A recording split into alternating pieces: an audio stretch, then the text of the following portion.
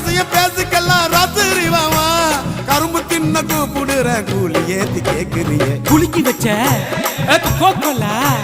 குலுக்கி வச்ச Coca Cola போல சாயங்கால வேலை பொங்கி வந்தாலே